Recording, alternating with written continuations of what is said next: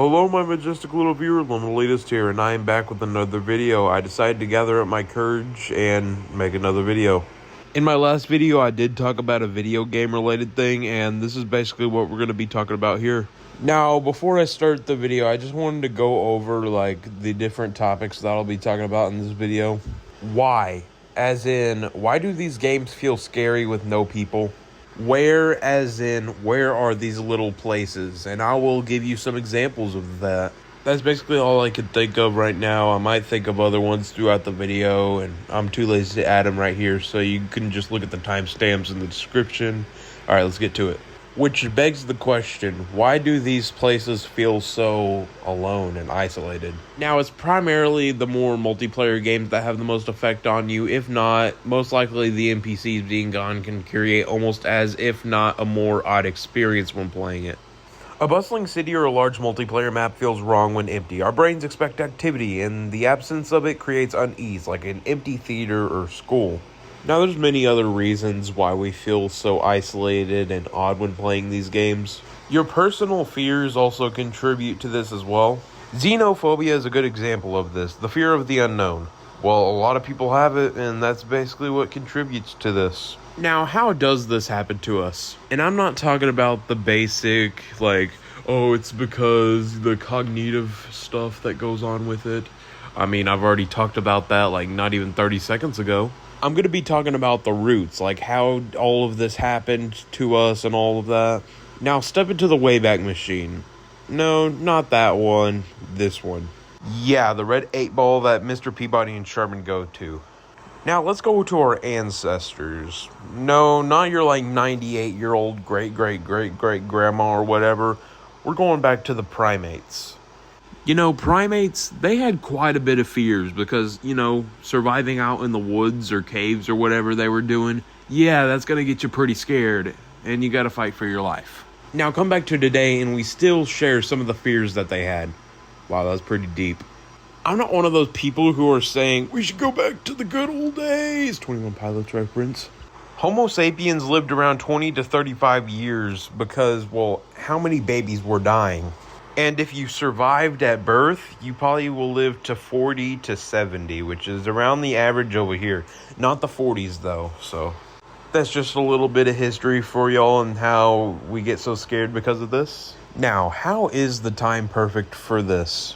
I say this because, you don't feel odd because of this. It looks like a microscopic viewing of a fly.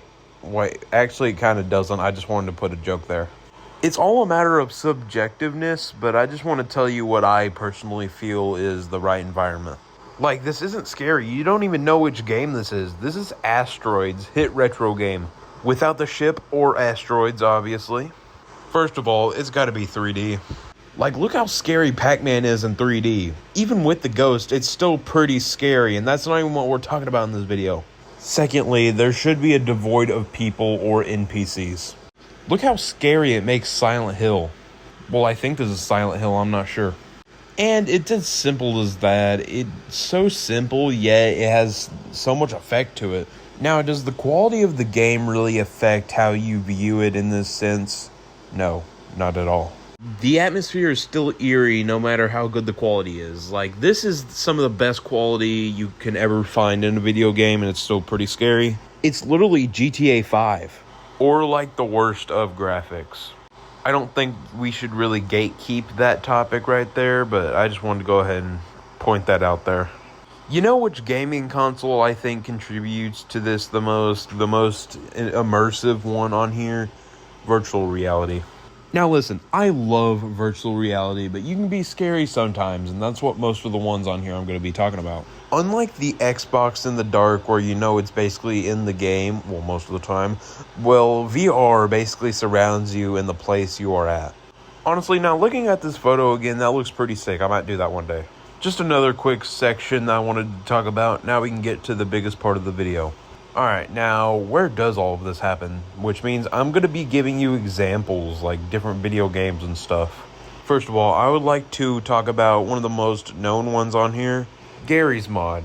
Yeah, hello, I'm Mr. Original. We have never heard anybody say this. Well, I mean, it's overused for a reason. That's how scary it is. For those living under a rock, it's basically just a simulation game where you can spawn anything and do anything, basically. And people, they really like to take this to their advantage. Nobody takes Garry's mods seriously. Hi, my name is... Instead, I'm But what if you do load up a map, but you don't spawn anything? Turns out it's pretty...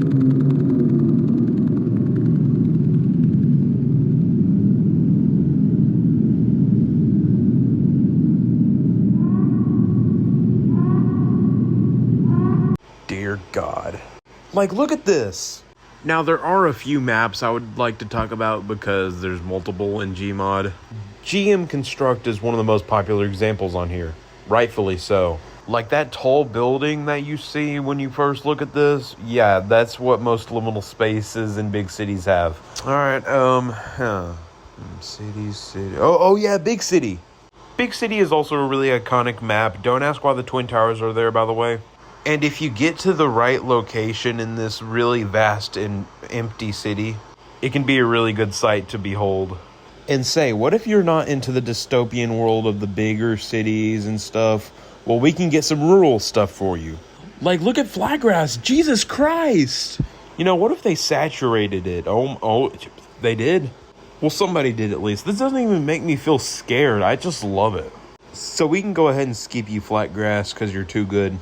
You know, I was originally supposed to add this as the scariest one until I saw that oversaturated picture. Now I'm just invested. I love Flatgrass now.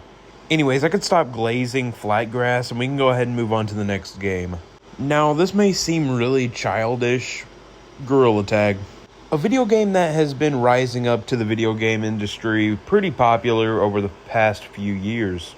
It is one of the most popular VR games, even though the VR has been around for about 10 years and Gorilla Tag's only been around for barely 4.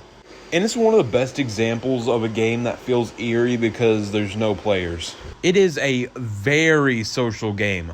Even the Gorilla Tag quote-unquote ghosts are hard to take seriously until they freaking ban you. Here's some footage of me getting kicked by the same Gorilla Tag ghost twice.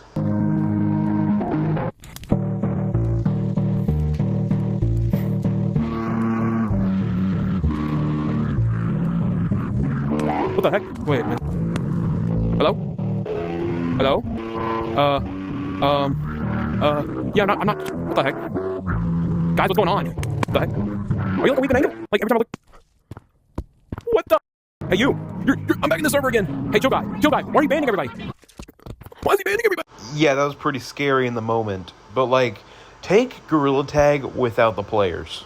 This is the scariest one of my opinions because it looks like the back rooms.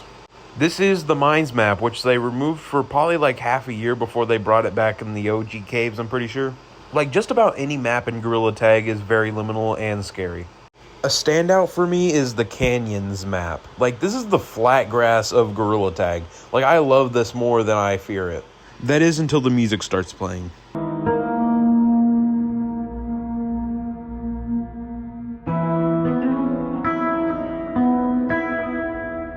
Like, I'm deciding if that's heavenly or scary. I guess it depends on the scenario, I guess you could say. But unlike Flatgrass, Canyons does have a scary feature with it. Like, we're all chilling until you go down, you know, there.